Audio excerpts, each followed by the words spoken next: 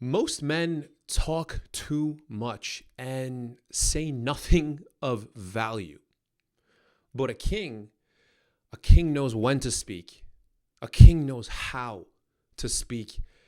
And a king knows what his words can really do to a room. And in order to speak like a king, there are 5 commandments every man must master if he ever wants to be truly heard and truly respected like a king. Commandment number 1, don't be so agreeable. Speak your truth if you feel a certain way. Most men think being liked means being agreeable. If we get along, they're going to like me and so on. But guys, a man who agrees with everything is not memorable. Good guy, nice guy who says yes, yes, yes, that guy is not remembered by anybody. Don't agree just to keep the peace, because you think this person's going to like you. People could smell that shit from a mile away. They could feel the inauthenticity.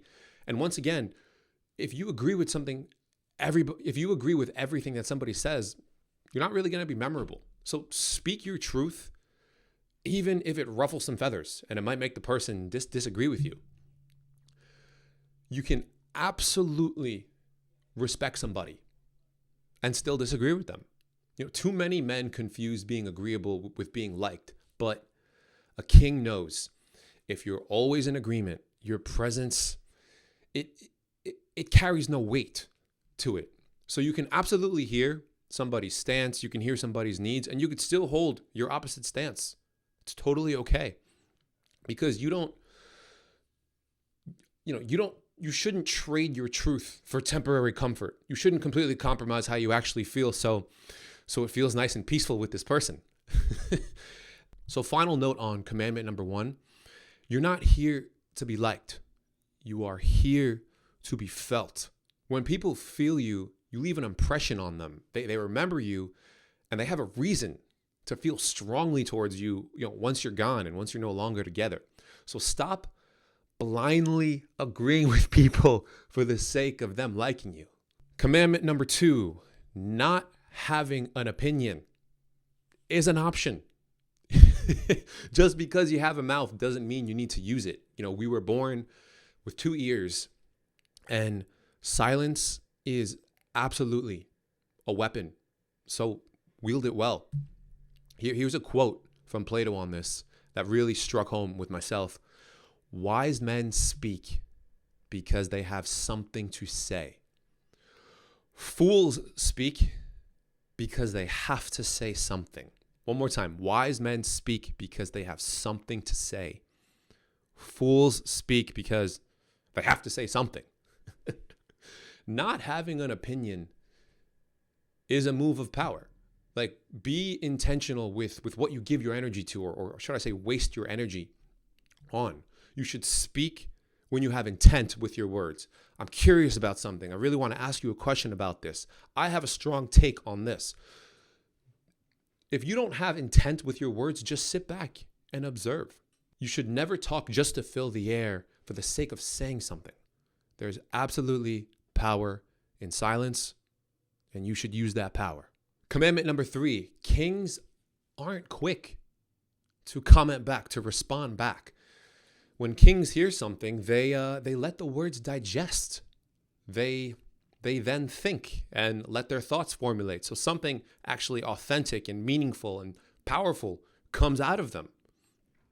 And when he does speak, when he does give his response, a king is slow with how he delivers his words. The quicker you respond to anybody, the more you signal insecurity. Even if you're right, the quicker you respond to somebody, the more you signal insecurity. And the slower your response, the more confidence you signal. And the slower your response, let's say you're here with like a woman, or you're getting to know somebody, networking purposes, making friends, the slower your response, the more thoughtfulness you signal. You actually took time to listen to their words and to take a second to figure out what your response is instead of just spitting out a response. You don't always need the right answer. It's okay to be confidently unsure about something. Just always own your own perspective, even when you're unsure about it. It's completely fine to be unsure. Sometimes, in fact, humanizing yourself and just being like, listen, this is all I know. This is my take. I don't know all the facts. That's sometimes the most magnetic thing you can do, just humanizing yourself. So when someone's talking to you, take your damn time to think about what you have to say before you open your mouth and respond. And when taking a second, that doesn't make you dumb. In fact, it's very attractive to see someone, like you could see them live thinking, well, this is what I have to say. Taking a second to say, with your thoughts, that's an attractive thing. And the person gets really excited that they're taking seriously what I said instead of just spitting out a response. This is how you make people feel seen and truly understood. Every second of silence before you speak adds weight to what you say. So one more time.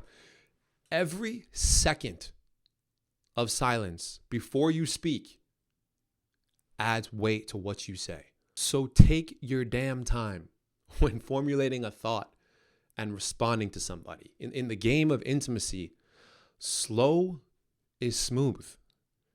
Move like freaking molasses. The slower the environment, the more tension and feeling can build between the two of you. King commandment number 4, be accountable for your emotions and your reactions. If a king's army misfires or, does a little bit too much destruction, like, he went a little overboard, he knows it's on him. He doesn't blame his army generals. He doesn't blame his massive army. He doesn't blame outside circumstances. He takes accountability for overreacting, overcalling the shots. So when your emotions misfire, which they will time to time, or maybe all the time, when your emotions misfire, the same rule applies. Take accountability for them. If you overreact with your response, one of the most masculine, magnetic things you can do, emotionally intelligent things you can do, is be quick to be accountable for it and retract it. And as simple as it sounds, this is difficult, especially for men, for everybody, but especially for men, because of our big fat egos. This takes vulnerability to say, I fucked up. I take that back. I miscommunicated. I don't actually mean that. That takes vulnerability. So if you overreact, don't justify it. Don't get louder and more defensive and justify what you said. Just fix it. That's totally okay. And that takes more power and strength and masculinity to do so. And that is not weakness by any means. That is not inferiority. That is not stupidness. That's power under control. Guys, I used to think being right all the time was a superpower. I used to think always being right and shoving down my rightness down people's throats was a superpower.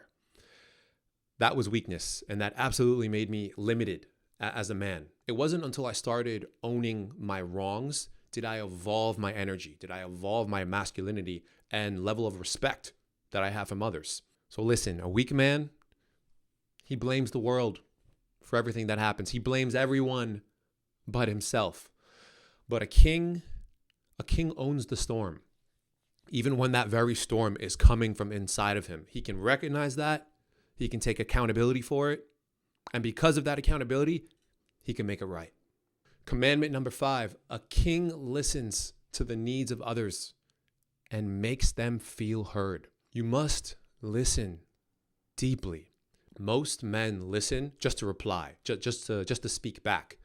But a king listens to understand because he knows every voice in his court carries weight beneath the words. One more time. A king listens to understand because he knows every voice in his court carries weight beneath the words. When water is still, it reflects clearly. When it's turbulent, it distorts. A king's mind must be still enough to reflect what others are really saying, not just to react to the waves.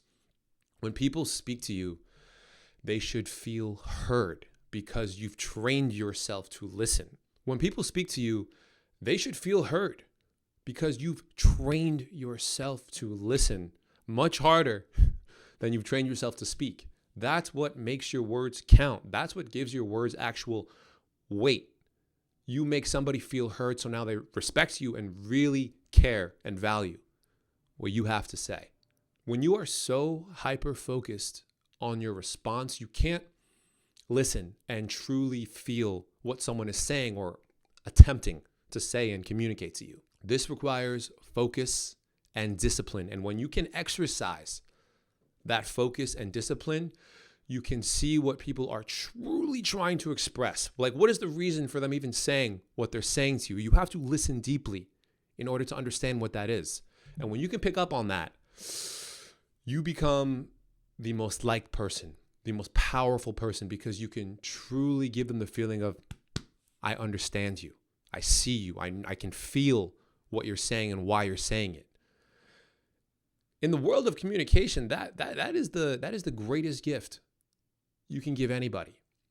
Everybody wants to feel significant and seen for their uniqueness, their form of expression, and who they really are. And when you're somebody who can give them the gift of that, you become the most magnetic, attractive person. They want to spend more time around you. They want to continue to talk to you. They want to make their relationship closer to you because you see what makes them significant. You see what makes them unique because you can make them feel understood. That is the 5 commandments of King's communication.